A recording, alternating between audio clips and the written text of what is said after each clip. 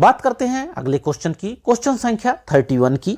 हमारे शरीर के संतुलन को नियंत्रित करने के लिए हमारे मस्तिष्क का कौन सा हिस्सा जिम्मेदार है? हमारे शरीर के संतुलन को नियंत्रित करने के लिए, यानी which part of our brain is responsible for controlling the balance of our body. हमारे शरीर के संतुलन को बनाए रखने के लिए जो जिम्मेदार है वह सेरिबेलम है। जैसा कि आप जानते होंगे कि शराबियों का जब वो शराब पी लेते हैं तो वह उनका सेरिबेलम वाला भाग प्रभावित हो जाता है और वह लहराने लगते हैं, इधर उधर करने, झूमने लगते हैं, यानी उनका बैलेंस गड़बड़ हो जाता है। आप भी देखे होंगे शराबियों को शराब पीने के बाद वह जो है उनकी बैलेंसिंग गड़बड़ हो जाती है, यानी सेरिबेलम वाला भाग प्रभावित होता है, जिससे वे जो है अपना संतुलन खो देते हैं। तो हमारे शरीर के संतुलन को नियंत्रण करने के लिए हमारे मस्तिष्क का कौन सा हिस्सा जिम्मेदार है? तो सेरिबेलम भाग जिम्मेदार है। बात करते हैं क्वेश्चन संख्या 32 की। मानव हृदय में कुल कितने कक्ष होते हैं? यानी how many chambers are there in human heart? मनुष्य में 4 चैम्बर होते हैं। कितने चैम्बर होते हैं? मनुष्य के हृदय में 4 चैम्बर होते हैं, जिसमें 2 अलिंद और 2 निलय होते हैं। 2 अलिंद 2 निलय, दायां अलिंद बायां अलिंद, दायां निलय बायां निलय। तो मानव हृदय में कुल कितने चैम्बर होते हैं? मानव हृदय में कुल 4 चैम्बर होते हैं। इसको भी आपको भूलना नहीं है। बढ़ते हैं अगले प्रश्न की ओर। प्रश्न संख्या 33 की बात करते हैं। किस रक्त समूह को सर्वदाता रक्त समूह कहा जाता है? Which blood group is called universal donor? रक्त समूह ओ, यूनिवर्सल डोनर कौन सा है? यूनिवर्सल डोनर रक्त समूह ओ है, यानी जिसका ब्लड ग्रुप ओ है वह किसी को भी रक्तदान कर सकता है, चाहे वह जिस ग्रुप का, चाहे जो भी ग्रुप हो लेने वाले का। किस रक्त समूह को सर्वदाता ग्रुप कहा जाता है? सर्वदाता ग्रुप कहा जाता है रक्त समूह ओ को, जबकि सर्वग्राही कहा जाता है ए बी को। बढ़ते हैं अगले प्रश्न की ओर। बात करते हैं प्रश्न संख्या 34 की। किस तत्व की उपस्थिति के कारण गाय का दूध का रंग हल्का पीला होता है? बहुत ही महत्वपूर्ण प्रश्न है। Due to the presence of which element the colour of cow milk is slightly yellow? कई बार यह प्रश्न पूछा गया है। गाय का दूध का रंग हल्का पीला क्यों होता है? गाय के दूध का रंग हल्का पीला कैरोटीन की उपस्थिति के कारण होता है। Due to the presence of carotene element the colour of cow milk is slightly yellow, यानी गाय के दूध का हल्का पीला रंग कैरोटीन की उपस्थिति के कारण होता है। इसको भी आपको ध्यान रखना है, यह भी बहुत ही महत्वपूर्ण प्रश्न है। बढ़ते हैं अगले प्रश्न की ओर। देखते हैं प्रश्न संख्या 35। कुनैन नामक औषधि का उपयोग किस रोग के इलाज में किया जाता है? बात कर रहे हैं quinone is used to treat which disease? जैसा कि आप जानते हैं कि मलेरिया के उपचार के लिए कुनैन नामक औषधि का प्रयोग किया जाता है। किसका प्रयोग किया जाता है? कुनैन नामक औषधि का प्रयोग किसके लिए किया जाता है? मलेरिया के उपचार के लिए कुनैन का प्रयोग किया जाता है। कुनैन नामक औषधि का प्रयोग मलेरिया के इलाज के लिए किया जाता है। बढ़ते हैं अगले प्रश्न की ओर। बात करते हैं प्रश्न संख्या 36 की। किस कोशिका को आत्महत्या की थैली कहा जाता है? Which is called the suicidal bag of the cell? Lysosome इसका सही आंसर होगा। लाइसोसोम को आत्महत्या की थैली कहा जाता है। Lysosome is called the suicidal bag of the cell. Cell का सुसाइडल बैग किसे कहा जाता है? लाइसोसोम को कहा जाता है। लाइसोसोम को कोशिका की आत्महत्या की थैली कहा जाता है। बढ़ते हैं अगले प्रश्न की ओर। बात करते हैं प्रश्न संख्या 37 के। कौन सा हार्मोन हृदय की गति को उत्तेजित करता है? Which hormone stimulates our heart rate? कौन सा होगा?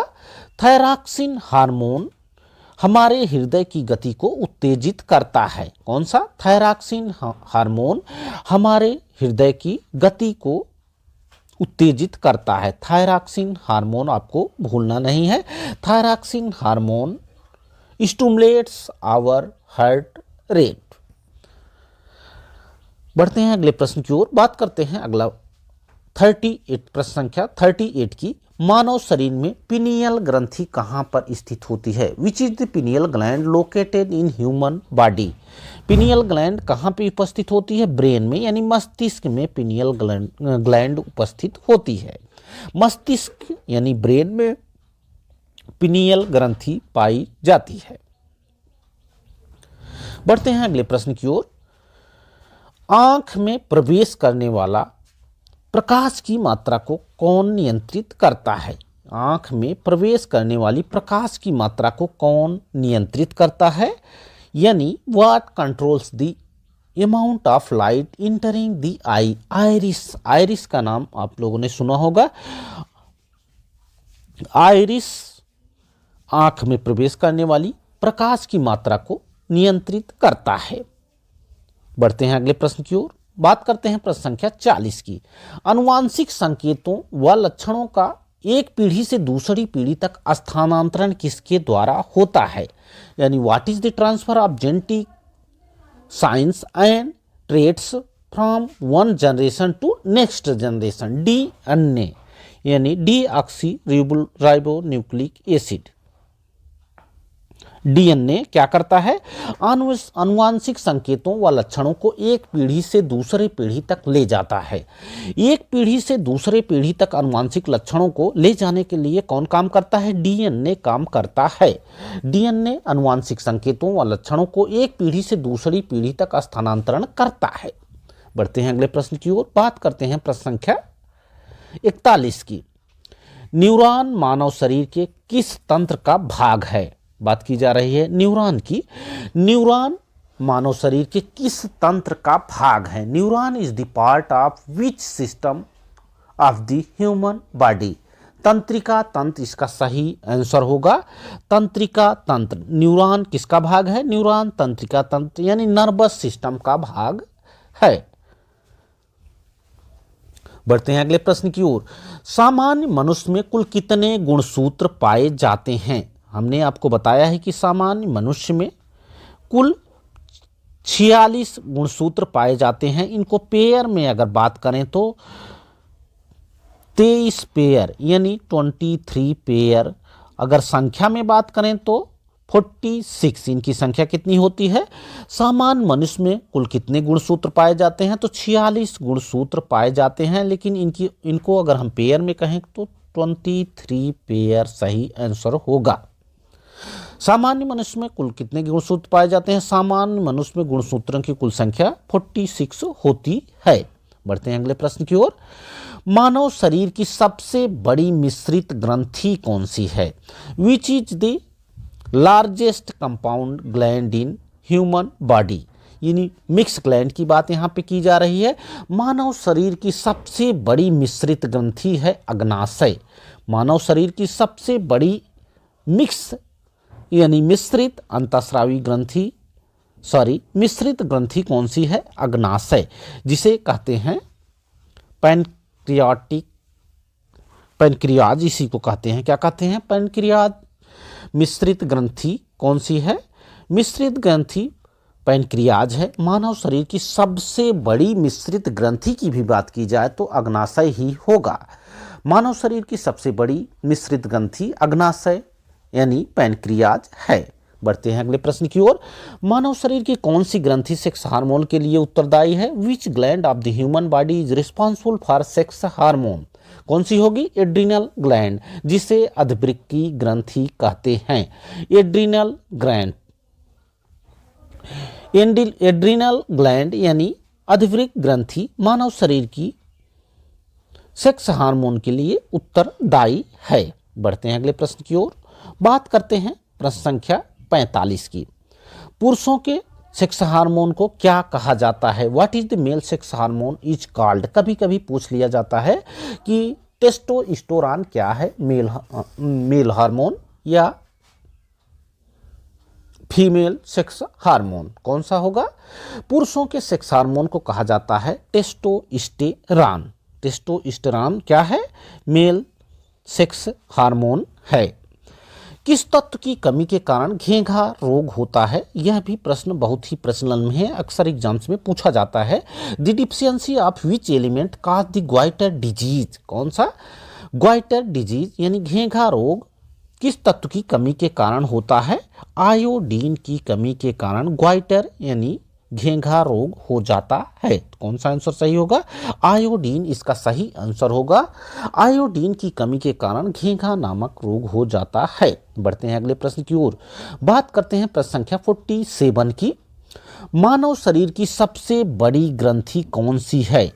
अभी तक हमने आपको बताया मानव शरीर की सबसे बड़ी अंतःस्रावी ग्रंथि जो कि थायराइड है। अब हम बात कर रहे हैं कि मानव शरीर की सबसे बड़ी ग्रंथि, यहाँ पर ध्यान देने योग्य बातें हैं कि यहाँ पे अंतःस्रावी शब्द नहीं लगा है, यहाँ पर है मानव शरीर की सबसे बड़ी ग्रंथि कौन सी है, यानी which is the largest gland of human body की बात जब की जाएगी तो यकृत इसका सही आंसर होगा। मानव शरीर की सबसे बड़ी ग्रंथि की बात की जा रही है तो यहाँ लीवर सही आंसर होगा, यानी यकृत इसका सही आंसर होगा।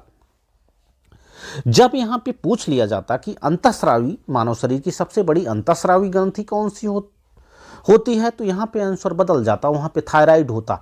लेकिन यहाँ पे अंतःस्रावी ना पूछ के पूछा जा रहा है कि मानव शरीर की सबसे बड़ी ग्रंथि कौन सी होगी, तो यहाँ पे यकृत इसका सही आंसर होगा।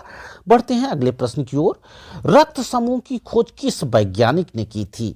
विच scientist discovered the blood group? Karl Landsteiner इसका सही आंसर होगा। शायद यह यूपीटेट के एग्जाम में पूछा भी गया है। रक्त समूह की खोज किस वैज्ञानिक ने किया था? रक्त समूह की खोज कार्ल लैंडस्टीनर नामक वैज्ञानिक ने किया था। बढ़ते हैं अगले प्रश्न की ओर। बात करते हैं रक्त दाब मापने के लिए किस यंत्र का प्रयोग किया जाता है? रक्त दाब मापने के लिए स्फेग्नोमैनोमीटर का प्रयोग किया जाता है। Which instrument is use the measure of blood pressure? यानी बीपी को मेजर करने के लिए किसका प्रयोग किया जाता है? ब्लड प्रेशर को मेजर करने के लिए यानी मापने के लिए किसका प्रयोग करते हैं? स्फेग्नोमैनोमीटर का प्रयोग करते हैं ब्लड प्रेशर को मापने के लिए। बात करते हैं लास्ट प्रश्न की, जो इस श्रृंखला का लास्ट प्रश्न होगा। प्रश्न संख्या 50 की बात कर लेते हैं। पीलिया कौन सा अंग प्रभावित होता है? पीलिया से शरीर का कौन सा अंग प्रभावित होता है? पीलिया से यकृत प्रभावित होता है। यह भी बहुत ही महत्वपूर्ण प्रश्न है। पीलिया से कौन सा अंग प्रभावित होता है? पीलिया से यकृत प्रभावित होता है। आशा है कि आज की क्लास में जो बातें हमने आपको बताई आपको समझ में आई होंगी। क्लास अच्छी लगी हो तो क्लास को लाइक करें, शेयर करें तथा हमारे चैनल स्टडी कॉर्नर 24 को जरूर सब्सक्राइब करें। Thanks for watching this video. Thank you.